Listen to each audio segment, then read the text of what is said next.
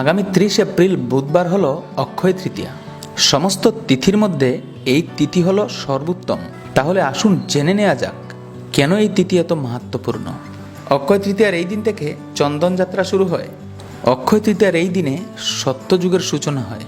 অক্ষয় তৃতীয়ার এই দিন থেকে ভগবান শ্রী রামচন্দ্র রাজত্ব শুরু করেন। অক্ষয় তৃতীয়ার এই দিনে ভগবান ব্রহ্মাকে বেদের জ্ঞান প্রদান করেন। অক্ষয় তৃতীয়ার এই দিনে ত্রেতা যুগের শুরু হয়। অক্ষয় তৃতীয়ার এই দিনে কোনো তিথি ছাড়াই যে কোনো ধরনের শুভ কার্য সম্পন্ন করা যায়। অক্ষয় তৃতীয়ার এই দিনে ব্রহ্মা সৃষ্টিকার্য শুরু করেন। অক্ষয় তৃতীয়ার এই দিনে এ জগতে গঙ্গা দেবীর আবির্ভাব হয়। অক্ষয় তৃতীয়ার এই দিনে সূর্য ও চন্দ্র সর্বোত্তম অবস্থানে বিরাজ করেন, তাই এই দিনটি অত্যন্ত শুভ। অক্ষয় তৃতীয়ার এই দিনে ভগবান পরশুরামের আবির্ভাব হয়।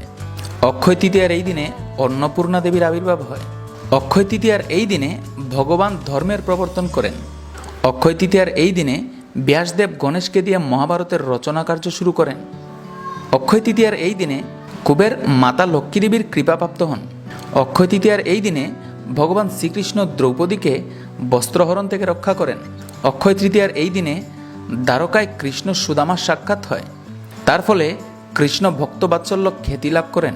অক্ষয় তৃতীয়ার এই দিনে পঞ্চপাণ্ডব ও দ্রৌপদী অক্ষয় পাত্র লাভ করেন। অক্ষয় তৃতীয়ার এই দিনে নন্দ সরোবর বা পাবন সরোবরের আবির্ভাব হয়, যেখানে বৃন্দাবনে সমস্ত তীর্থগণ আশ্রয় গ্রহণ করেছিলেন। অক্ষয় তৃতীয়ার এই দিনে পুরীতে রথ তৈরির কার্য শুরু হয়। অক্ষয় তৃতীয়ার এই দিনে বড় চার ধাম জগন্নাথপুরী, দ্বারকা, রামেশ্বরম, বদ্রীনাথ এবং ছোট চার ধাম কেদারনাথ, বদ্রীনাথ, গঙ্গোত্রী ও যমুনোত্রী সবার জন্য খুলে দেওয়া হয়। অক্ষয় তৃতীয়ার এই দিনে বৃন্দাবনে রাধা বঙ্কুবিহারীর চরণ দর্শন হয়। অক্ষয় তৃতীয়ার এই দিনে রাজা ইন্দ্রদ্যুম্ন জগন্নাথের দ্বারা চন্দন লেপনের আদেশপ্রাপ্ত হন। অক্ষয় তৃতীয়ার এই দিনে ইন্দ্র বিষ্ণু আরাধনার মাধ্যমে পুনরায় বলি মহারাজের কাছ থেকে স্বর্গরাজ্য লাভ করেন।